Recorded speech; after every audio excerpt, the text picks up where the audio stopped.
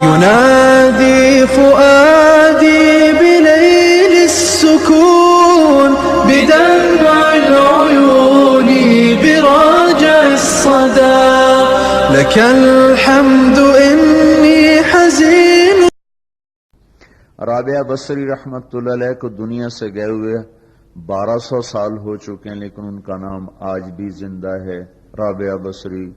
گلگت کی عورتوں کو بھی پتہ ہے رابعہ بصری کوئی بڑی اعلیٰ درجے کی خاتون تھی، پنجاب کی عورت کو بھی پتہ ہے، عرب کی عجم کی عورتوں کو پتہ ہے رابعہ بصری نہ کوئی شہزادی تھی، نہ کوئی ملکہ تھی، نہ کوئی وہ خوبصورت تھی، نہ کوئی خاندانی تھی، بلکہ عورت ہونے کے لحاظ سے ہر عیب اس میں تھا۔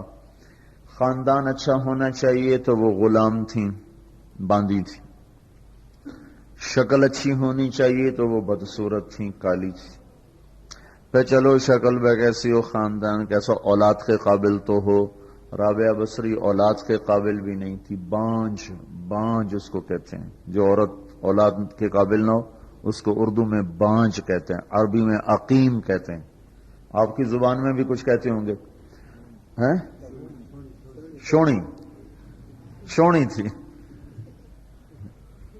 تو اب بتاؤ، عورت ہونے کے لحاظ سے کوئی چیز ہے؟ شکل، پہلا تاثر شکل کالی، دوسرا تاثر خاندان غلام، تیسرا تاثر اولاد کے قابل نہیں، بانج ہے، شونی ہے۔ تو 1200 سال کے بعد میں گلگت میں کیوں اس کا نام بلند کر رہا ہوں؟ میں نے کسی بادشاہ کی بیوی کا نام تو نہیں لیا، سکندر کی بیوی اور بنو امیہ اور بنو عباس کی ملکہ اور بیگمات، ان کے نام تو نہیں لیے۔ میں کہہ رہا ہوں رابعہ بصری، ان کی عادت یہ تھی وہ روزانہ عشاء کی نماز کے بعد غسل کر کے کپڑے بدل کے اپنے خامن سے پوچھتی آپ کو میری ضرورت ہے؟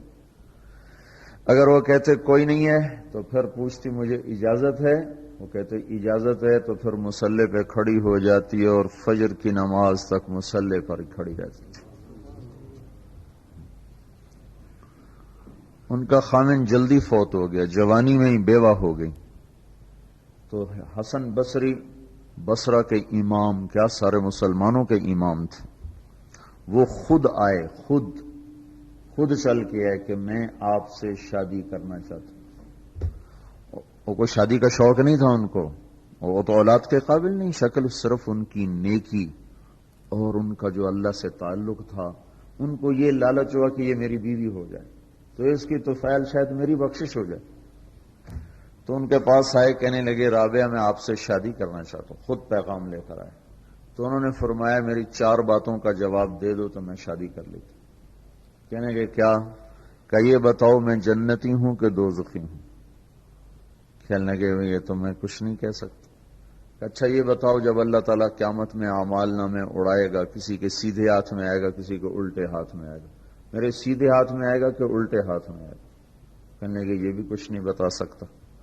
کہنے لگے اچھا یہ بتاؤ جب اللہ نیکیوں کو تولے گا، کسی کی نیکیاں بڑھ جائیں گی، کسی کے گناہ بڑھ جائیں گے، میرے گناہ زیادہ ہوں گے نیکیاں زیادہ ہوں گی؟ کہ یہ بھی نہیں بتا سکتا۔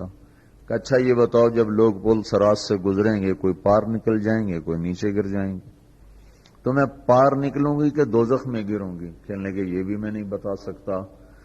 تو پھر فرمایا اچھا جاؤ مجھے تیاری کرنے دو، مجھے ان 4 باتوں کی تیاری کرنی ہے، میرے پاس شادی کے لیے وقت کوئی نہیں ہے۔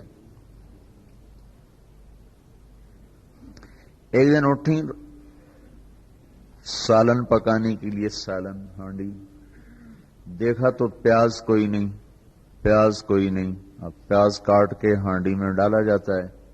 اب پریشان بیٹھی ہیں، نہ کوئی بیٹا، نہ بیٹی، نہ خامند، نہ بھائی، نہ کوئی خادمہ۔ تب سوچ میں پڑی پیاز کہاں سے لوں؟ اوپر سے ایک چیل اڑتی ہوئی جا رہی تھی، اس کے پنجوں میں پیاز تھا۔ جب وہ اوپر آئی ہے تو اس کے پنجے چھوٹے اور پیاز سیدھا رابعہ بصری کی گود میں آ کے گرا۔ کہ جو ہم سے دوستی لگاتے ہیں ہم پرندوں کو ان کا خدمت گزار بنا دیتے ہیں۔ ہاں، جو اللہ سے دوستی لگا لیتے ہیں اللہ دنیا ان کے لیے مسخر کر دیتے، اللہ دنیا ان کے پاؤں میں ڈال دیتے۔ تو جب ان کا انتقال ہوا، رات کو ان کا انتقال ہو، تو اپنی خادمہ سے کہا بس 2-4 آدمی بلا کے مجھے جلدی سے دفن کر دو، کسی کو نہ بتاؤ، صبح لوگوں کو بتا دینا، اور مجھے کفن دینا میری اس چادر میں جس میں میں تہجد پڑا کرتی تھی۔ تو انہوں نے راتوں رات دفن کر کے صبح اعلان کیا، شور مچ گیا، ہائے کیوں بتایا، کیوں نہیں بتایا، کیوں۔ تو اگلی رات ان کی خادمہ نے ان کو خواب میں دیکھا، سبز لباس پہنا ہوا، حسن و جمال، سورج چہرے پہ چمک رہا۔ پوچھا آپ کے ساتھ کیا ہوا؟ کہا میرے اللہ نے میرے ساتھ بہت عمدہ معاملہ کیا۔ کہا آپ کی وہ چادر کہاں گئی جس میں آپ کو کفن دیا تھا؟ کہا وہ اللہ تعالیٰ نے اتار لی ہے اور مجھے جنت کا جوڑا پہنایا ہے، اور اس چادر کو اللہ نے سنبھال کے رکھا ہے، جب قیامت کے دن میری نیکیوں کو اللہ تولے گا تو اس چادر کو بھی اس میں تولے گا۔ انہوں نے پوچھا منکر نکیر کا کیا ہوا؟ سوال جواب ہوتا ہے نا، منکر نکیر آتے ہیں، ان کا کیا ہوا؟ کہا وہ آئے تھے تو انہوں نے مجھ سے کہا من رب کی، تیرا رب کون ہے، تیرا رب کون ہے؟